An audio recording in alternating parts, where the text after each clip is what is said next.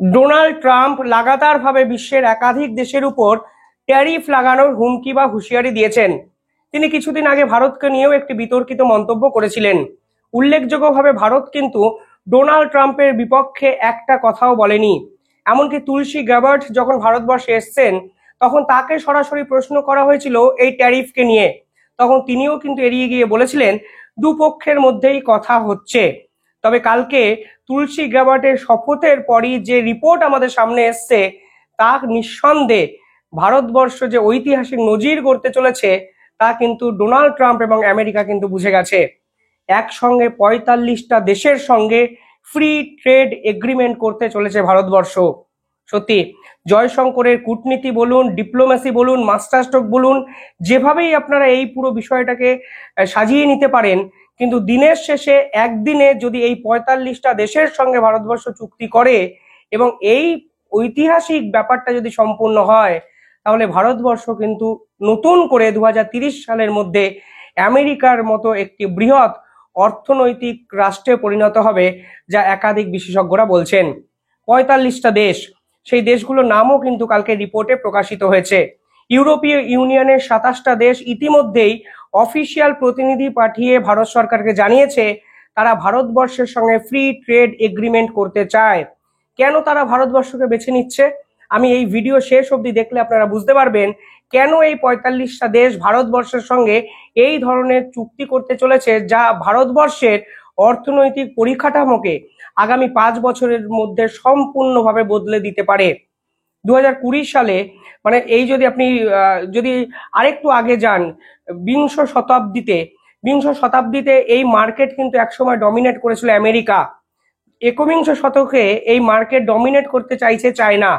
কিন্তু এর পরের ১০ বছরে এই চুক্তি হওয়ার পরে ভারতবর্ষ যে আন্তর্জাতিক স্তরের মার্কেট ডমিনেট করবে তা কিন্তু নিঃসন্দেহে বলাই চলে। ইউরোপীয় ইউনিয়নের মধ্যে উল্লেখযোগ্য দেশ কারা? ফ্রান্স, জার্মানি, ইতালি, স্পেন, অর্থাৎ একাধিক বৃহত্তম দেশ এবার ভারতবর্ষের সঙ্গে ফ্রি ট্রেড এগ্রিমেন্ট করতে চাইছে। পরবর্তী যে লিস্ট বেরিয়েছে সেখানে দেখা যাচ্ছে গালফ কাউন্সিলের একাধিক দেশ। কারা? ৬টি দেশ: সৌদি আরব, বাহরিন, কাতার, ইউএই, কুয়েত।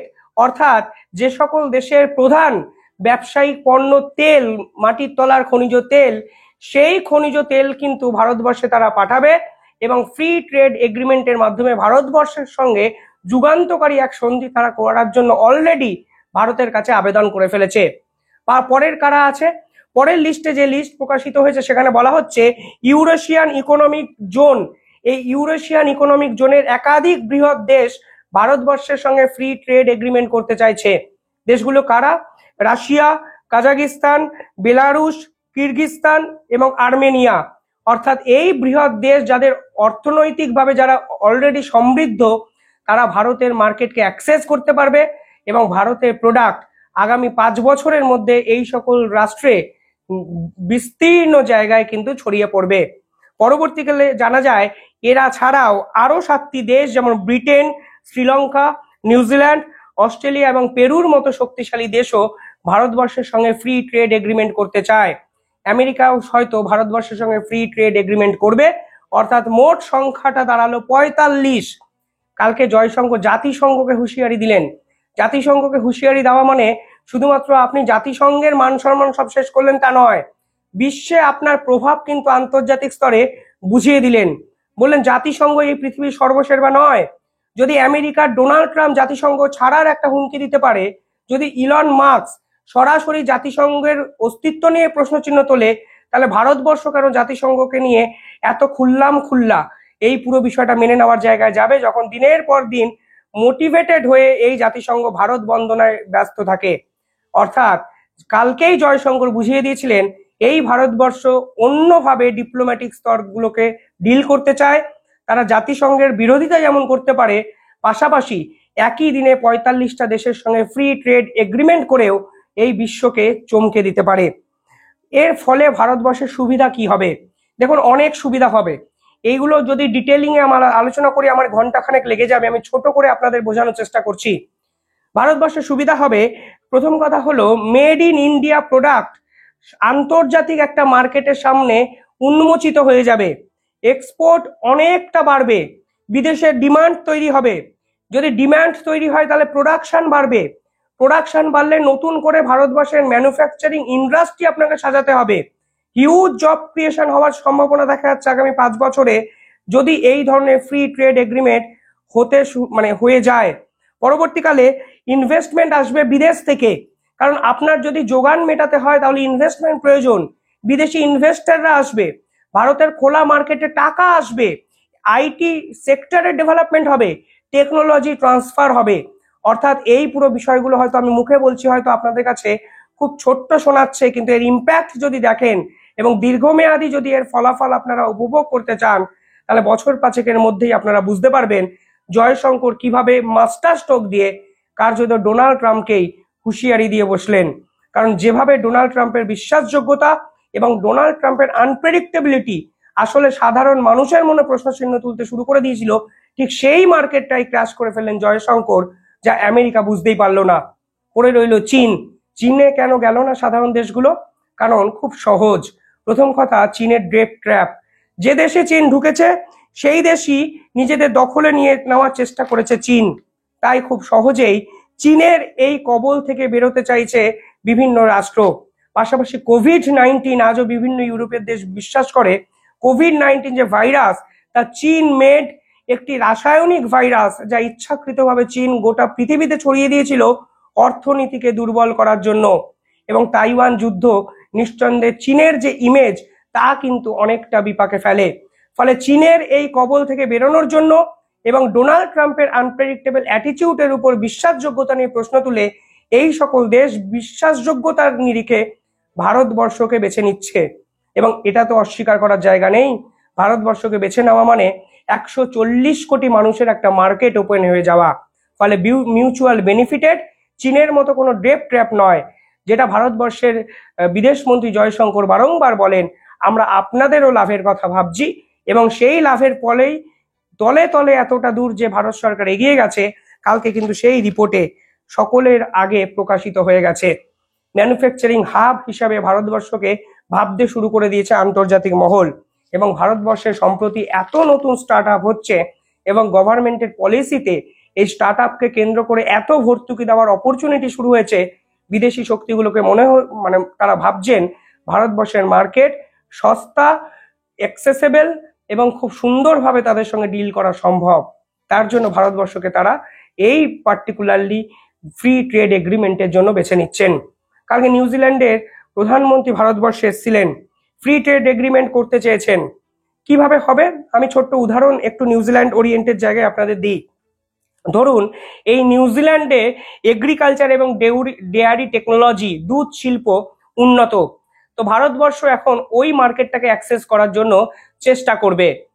হতে পারে এই ফ্রি ট্রেড এগ্রিমেন্টের ফলে দুপক্ষের এই ডেয়ারি কোম্পানিগুলো নিজেদের মধ্যে চুক্তি করে নেবেন, ফলে খুব সহজেই একে অপরের উপর ডিপেন্ডেন্সি বাড়বে এবং যোগান হিউজ পরিমাণে বাড়তে কিন্তু শুরু করবে।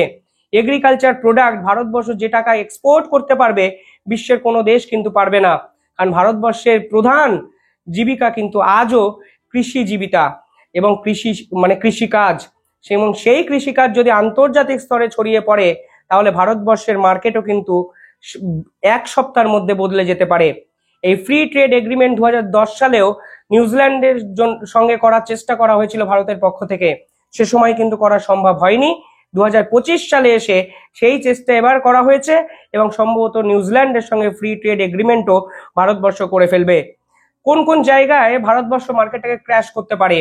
এগ্রিকালচার প্রোডাক্ট, ডেয়ারি প্রোডাক্ট, পাশাপাশি ফার্মা এবং হেলথ কেয়ার সেন্টার, যেখানে ভারতবর্ষ অন্য দেশের তুলনায় অনেকটা এগিয়ে। ভারতবর্ষে যে টাকায় চিকিৎসা হয় ইউরোপিয়ান ইউনিয়নের কোনো দেশে সেই টাকায় চিকিৎসা হয় না।